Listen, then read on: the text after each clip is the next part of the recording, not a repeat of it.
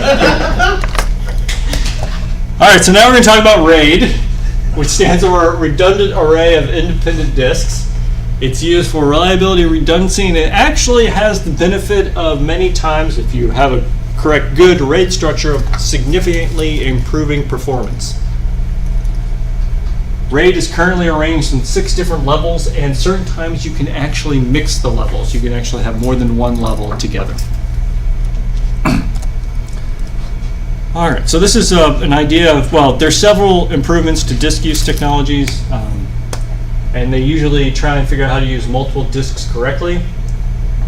Disk striping, that is with 1P, uses a group of disks as one storage unit. And their other schemes will use something called mirroring, where it keeps a duplicate of each disk, or it's going to use block interleave parity to try and do some type of redundancy. To basically come up with a middle ground between true striping and true mirroring. And we'll get to that in a moment. Oh, it's not going to give me a slide for each one. All right, so RAID 0. Oh boy. Non-redundant striping. What this means is non-redundant. So, the point of this is that if one of your disks goes down in RAID 0, all your information is lost on that disk. On that RAID, on those group of disks. Oh, on the group? Yes, usually the whole group. Why is that the case? Well, let's think about this for a moment. If you have 4 disks, and they're going to represent one disk, what could you do to improve performance? You have read and write. You can just read to 2 of your disks and write to the other 2. All right, so that would be a 2 times performance improvement, sure. Well, wait, that would make sense, because if you write to something and then you need to read from it later, it's on 2 separate disks. Because what you showed me, or what you said... Yeah, no, I know what I said. I was an idiot. You could have one block on one disk, the next block on another disk, the next block on another disk, and the next block on the other disk, so that your 4 arms are already set up to read sequential blocks. Right, so what would be your read factor of improvement with 4 disks? Minus seek time. 4. Right, if you assume average seek times equal across disks, which usually it is, because in RAID you're buying the same disk over and over again. Your read, hopefully in RAID 0, is improved by a factor of 4. How about write? So you can read from 4 disks at the same time. How about write? Can you do the same thing with write? Yes. Yeah, so, and non-redundant striping, you're basically sending your file, your data across all 4 disks, so you can read 4 times as quickly and write 4 times as quickly. Or X n times quickly. Yeah, so if you have 10 disks, it could be 10 times. Right, exactly. So there's a direct linear relationship, which is great. Is it truly direct though? Because, I mean, isn't there still the set amount of time to read a section? We're going to say for large data sets, the time becomes pretty close to direct linear correlation, theoretically, and in practice it actually turns out to be that way as well. Obviously for small files, you're not going to get the 4x speed, but if it's a small file, you don't really care anyways. All right, so that's RAID 0. What's the problem with RAID 0? If your file is on all 4 disks, one disk goes down, can you read your file again? No. So in RAID 0, when one disk fails, usually your whole RAID is now gone. And now you have to rely on the reliability of all 4 disks. So does that make RAID 0 more reliable than a single disk, or less reliable? Less reliable. Less reliable, because any of the 4 could fail. All right, so RAID 0 has some issues. Let's do the other extreme. RAID 1, you're mirroring disks. In other words, you have one disk here, it's mirrored with this disk. This disk is mirrored to the second, this one over here, and that one's mirrored to this one. What'd you say? The slides would just be better if it maintained 4 disks all over. That would be nice, but RAID does not necessarily have 4. On certain levels, the same number of disks for each set, regardless to what the number is. Because like with the mirror disk, you can can still have the 4 times, but it's copied. Okay, well, let's see what So you- this with you're- 8 discs, you're what it removing did. the disadvantage of it, which is you have half the storage space.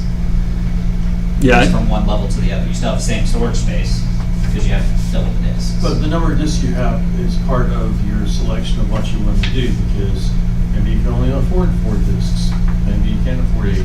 right. We're just using examples because this is going to make some sense. So you have 4 discs and they're mirrored. How long does it take to read something? They are not striped. They're just mirrored. So how long does it take to read something? 1 times read speed. Not quite. You're close. It's not Half 1. times read speed. Wait, now, you said how long? So, think First of about- all, it's non-redundant, right? No. Yeah, 0 is non-redundant. 1 Now, is RAID 1, completely you're mirrored discs. So can you do, your files are on the individual discs? are on, Are like they- a file maybe on this disk and that disk. So what could you do? But it's not on any, you can't be. No, it's not striped. 2 times. Not 2 times, striped. right. So you're So on it's RAID good. 1, you have twice read speed. Best Because- case scenario. Sure, best case scenario. So you can't have twice read speed. How about write? Half speed. Why do you say half Well, speed? I guess 1 time speed because it's got to One. write both. at the It's same got to time. write both. And in practice, it's just under 1, of course, because it's got to sync both disks. But yeah, so your write is 1, your read is 2. All right, but you have full redundancy, right? If one disk fails, do you still have a, well, maybe I shouldn't say full redundancy, but if one disk fails, can you recover? Yes. Yeah. If 2 disks fails, can you recover? Depends on which 2 discs. It depends on which 2 disks. There you go. So it depends. But you do, in 1 disk failure, you can recover. And in general, in for large systems that have feedback that once a disk fails, a person can run down there, take the hard drive out, put the new one in. The system rebuilds that hard drive with the correct data. You're good to go. So usually RAID 1 has some good redundancy capabilities in it. But you have 8 disks, and what was your performance improvement? For 0, it was nothing. Or for write, it was nothing. For read, it was only a factor of 2, and that's actually no matter how many disks you use. So, performance-wise, RAID 1 is terrible. Okay. Any questions between RAID 0 and RAID 1? All right, RAID 2. We're not going to talk about Hamming codes. You might talk about Hamming codes and algorithms, but Hamming codes are a way to store parity information about your previous information such that you could recover from it. And I'll just tell you for the sake of argument that if 2 disks went down in RAID 2, in general you can recover, or you can always recover. I'll put it that way. Due to the way the parity works. If 2 discs, In RAID are the 2. parity and the, It's using Hamming codes. Well, it's 1 or 2. I'm going to say 1 or 2. It depends again. Hamming codes are a little. When you take a graduate school, it'll make sense what's going on here. RAID 2, by the way, is, I don't know anyone who uses RAID 2 anymore. But the idea here is you have the parity bits over here. If one of these disks go down, you can rebuild it from the parity and the other disks. So if any disk goes down, you can rebuild from parity. You can do, let's see, it's Hamming code, so you can stripe it across these disks as well. So if you have 7 disks, what is your performance improvement? I'm assuming you can stripe it across these 4. 4 times. 4 times, right? Essentially 4 times. And you can usually lose 1 disk. Unfortunately, Hamming codes are difficult to compute, and they require extra disk space. So that's why RAID 2 was not used much. What RAID 3 is called bit interleave parity, and what they do is they take, again, you're striped against a certain number of disks. Your last disk stores the parity, which is essentially the XOR. Will even be even parity or odd parity, which just is a bit telling you if the sum of all the bits or sum of all the bytes has an even or odd at the end, essentially, and then you can compute from that what the information is from the others. If we went through that, I could explain it all, but basically, this parity is keeping track of what, by using this extra parity bit, you can, excuse me. would you find your fault quicker using the parity bit? Because aren't you checking the parity bit every so often? Yeah, you are checking the parity bit ever so often. if your disk goes down, you can use the other 3 disks plus the parity disk to rebuild the other one, is what As this long as comes it's down. not been ignored for too long. No, the parity, you'll always be able to retrieve it with the parity. Okay. That's the point. Oh, so in other words, it takes like the same bit location on each disc and adds those Mhm. four bits to get the parity bit. The 4 bytes to get the parity byte. Right. Okay. And you're not assuming that the whole disk went down, but sections went down, that way. No, you can have one whole disk go down. One whole disk can go down. Right, because you have the parity from that one, the other 3 plus the parity disk. Oh, gotcha. And then you can rebuild what that disk was supposed to be. And as you know, there's only one way it can be. And Right. So with this one, If those 3 added are the same as the parity bit already, then that must have been a 0. Mhm. If it's different, then it must have been a 1. right, you got it. Yeah, Mhm. that's what it comes down to. All right, so you have 5 disks, and your information is striped across the 4. What's your write speed improvement? 4. 4. What's your read speed improvement? 4. How many disks can go down and you'd still be okay? 1. 1. All right. So RAID 3 actually is a nice balance between RAID 0 and RAID 1 if you think about it. But we can do better. First off, this is called bit-leaved parity because it's only doing bit by bit, really byte by byte. A little more efficient is to do it by block. It's RAID 4, same thing, except for it's done by a block. So you have a whole block section. It's just a little more efficient because it's better to burst a whole block of information, read, compute it, and then burst it back out to disk. You may have some fragmentation, so to speak, that the block may not be fully computed, but that's okay. Yes? Well, that's what I was considering about, even some fragmentation. I'm already saying that you can still figure out the block based upon, maybe just a little bit. Well, if you have fragmentation and you replace the data that's not being used with whatever was there beforehand, you're still okay. Oh, okay. Yeah, it's not. That doesn't cause any issues. But basically, RAID 3 and RAID 4 are essentially the same thing. They're essentially the same. There's just RAID 4 has better performance. That's really it. All right, RAID 5, which is probably the most commonly used that I've seen. There is a second one that's commonly used. I'll explain that in a minute. Block interleaved parity distributed throughout the whole disk. So your parity, instead of having one parity disk, it's literally computed throughout the entire array. You striping as well? You are striping it as well, and the parity is striped as well. So the whole thing is striped all across it. So this is the question, is it 4 times or 5 times here? 4 times. Still 4 times, why? Because it's still going to have that same block. Right, it still has the same block. So you can't read that. Right. Although sometimes with reading, depending on how the parities are stored out, you might be able to get 5, but in general, it's Okay, but it would allow you to have, the other one, block 4, you can have 1 go down, but in this one you can have 1 and 1 go down, right? And then- you can have 1 go down again, because the One parity is still in one? distributed, yeah. But why would 5 improve over 4 then? And actually, I skipped over something. I completely misspoke on 3 and 4. My apologies. 3 and 4, when I said 4x, that's true for reading, but how about writing? It's got to do the parity as well. So it's 1. 1. It's because you're now limited by how fast you can write to the parity disk. So your writing is essentially 1. 3 and 4 improve read speed over 2, but write is still the same as RAID 1. Right. Now Now RAID 5, does your write speed go up to 4 times? It should. If you're reading it 4 times. You're still reading 4 times because you have to read, whatever block you're on, you're reading the blocks and the parity, essentially.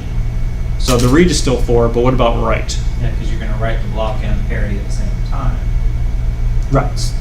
And those, since they're distributed, your parity is distributed, and mainly the parity disk is now distributed amongst the other. Your write speed is now 4 times as well. So I probably misspoke earlier. Sorry about that. Again, RAID 3 and 4, your write speed is still 1 because you have to write to this parity disk.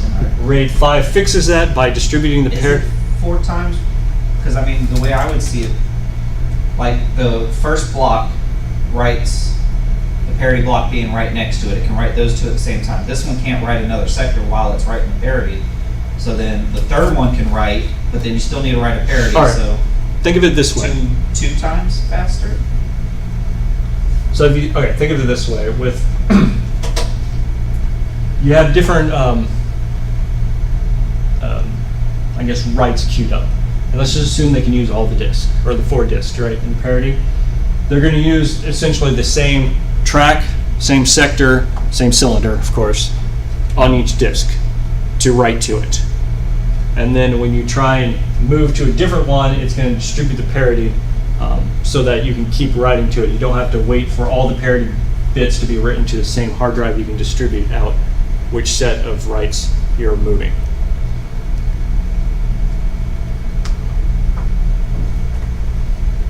Maybe I should get done a presentation on RAID 5. So RAID 5 and goes, so we're saying we can do four times on write and 4 times on read and write. Mm-hmm. Read and write. Why not 5? Because you have to write the parity. And the parity is an extra disk. It's just spread out. Yeah. Okay. And how many disks can fail? 1. 1. All right. RAID 6, you essentially have 2 parity disks, and they're spread out amongst all the hard drives. You're really just cloning the parity. So since you have essentially 2 parity disks, you have 6 disks. Your read and write is 4 times, but now you can have 2 drives fail in case you need the extra redundancy. All right. Hopefully this makes some sense. Sorry about RAID 5. I'm going to make a note to better explanation of RAID 5 next time. These can be combined. Can you combine 0 and 1? Well, the answer is yes. But how you combine them is actually important. You might have read RAID 0 plus 1, where you have 2, if you have 8 disks, you have 2 full stripes that are mirrored across each other. So, let's think about this first one. If you have, what would be the read and write speed up from here? 4. So, for which? Half your disks. Well, 4 for read. 4 for read. You sure? Remember, they're mirrored. I mean, if your disks, if you have, So 8. yeah, it's really 8 for read. So you got 8 Read for, from all 8 disks, though. yeah, you can still read from all 8 disks. Oh, got you. But Right. even though we're reading Right. mirrored images. Yeah, it's a mirror. It's a mirror. So you can read from all 8. How about write?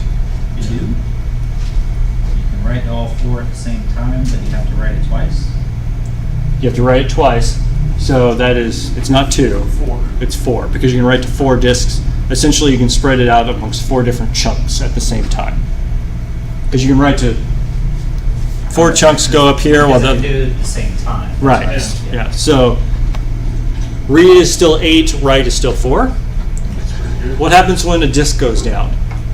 It rewrites it. It rewrites it with the mirror, right? Okay.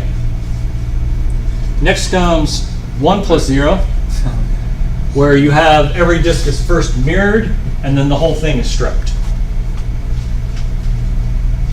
Is there really a difference? Oh, yeah. That's Well, hold on, let's think about this. I'm not going to say, not for performance-wise, probably not too much. Well, let's see. You got mirror, so you can still, since you write, it's still 8 for write. Still 8 for Because read. You read 8 for read. The first one, it's not going to have to write the whole stripe. It just has to write the one bad sectors, Mm-hmm. right? So it's, what's the difference? All right, so let me think about with the failure. So if you have this disk fail, you have to mirror it straight. So this one you can do disk to disk mirroring directly. This one you're just doing it across a partition, or across RAID 1, I should say. What was the difference? It was The only difference that I could think it's is if subtle. in the first one, it has to, if one thing goes down, it reads the entire stripe is down and rewrites the entire stripe. correct. Yeah, the that's only it. difference that I could see. Right, and that is the difference. So in here, if one disk goes down, you can still utilize your other 3 without much of a problem, because your files, if your file is stored on the other 3 disks, then you're still good to go in the second one. While in the first one, if it's striped across multiple disks, then you're going to have issues. So if one disk goes down, In the top one, when one disk goes down, usually your whole thing is down until the disk is rebuilt. I wouldn't say down, it's you now have a serious bottleneck while these two are updating each other. Right, one's updating the other.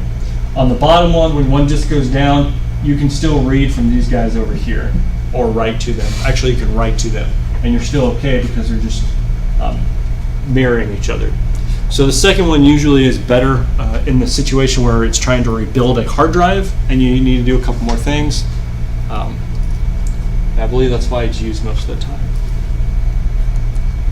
All right, we're done with RAID.